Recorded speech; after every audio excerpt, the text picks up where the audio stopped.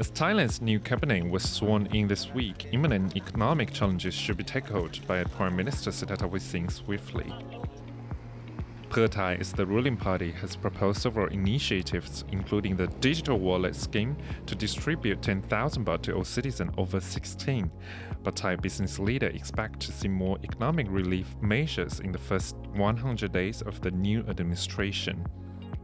What do they need? In an exclusive interview with Thai PBS World, Chairman of the Thai Chamber of Commerce, Sanat Angupongkorn, explained why spurring the economy quickly is crucial. So I think the first thing, the Thai government has to boost the local economy.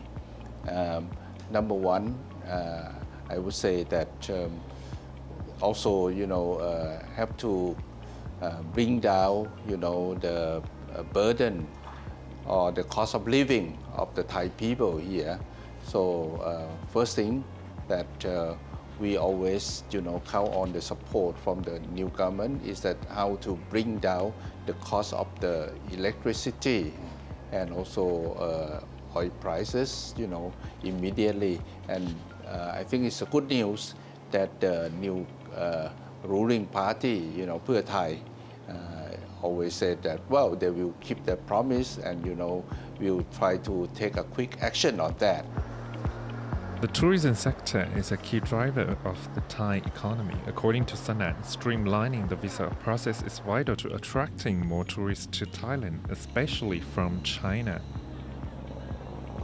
To boost the economy, I think immediately we have to, get the tourists to come into to visit to Thailand, and especially this year we target to have about 28 to 30 million, and well, with that we set a target of 5 million from China, but so far we could have only 1.8 million Chinese tourists that coming to Thailand.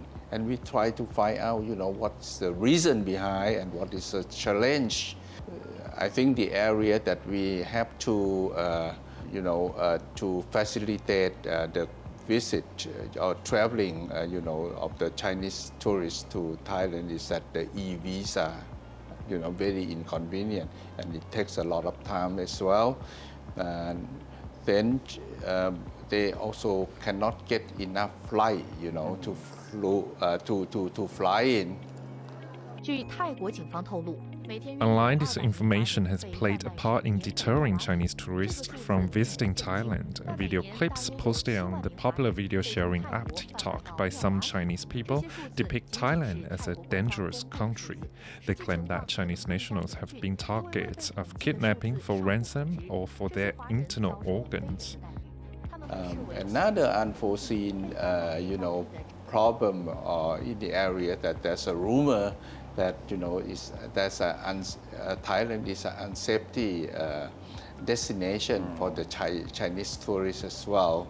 So we have addressed this, to Prime Minister Sethar, that we have to fix this problem immediately, and if possible,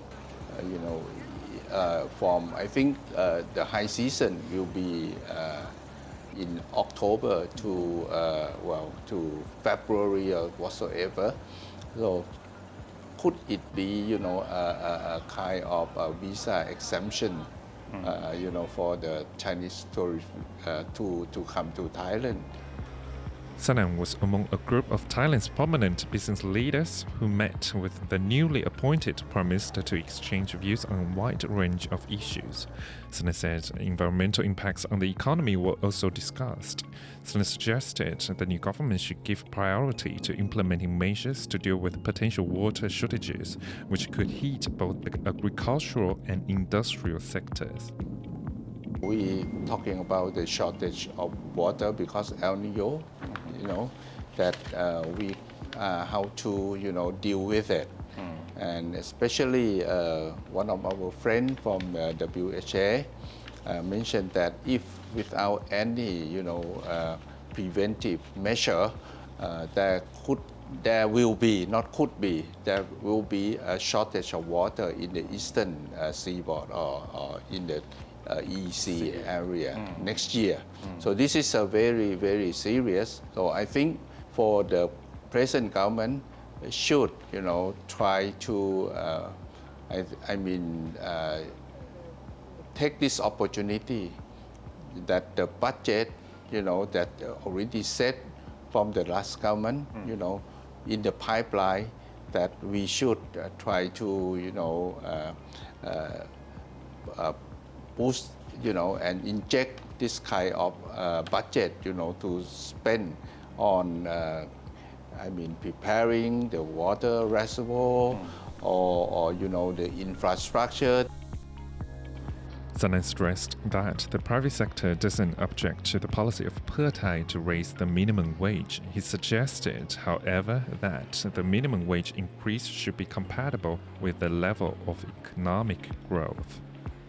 Talking about the minimum wage, we have to admit that the private sector, we have no objection. We support, that there must be an increase of the minimum wage, but there's what we call a tri-party, We have a mechanism, to consider and to justify, which minimum wage would be applicable or reasonable for different provinces in Thailand. So I think if we go through, this kind of mechanism, I'm sure that the minimum wage, will be justified to all parties.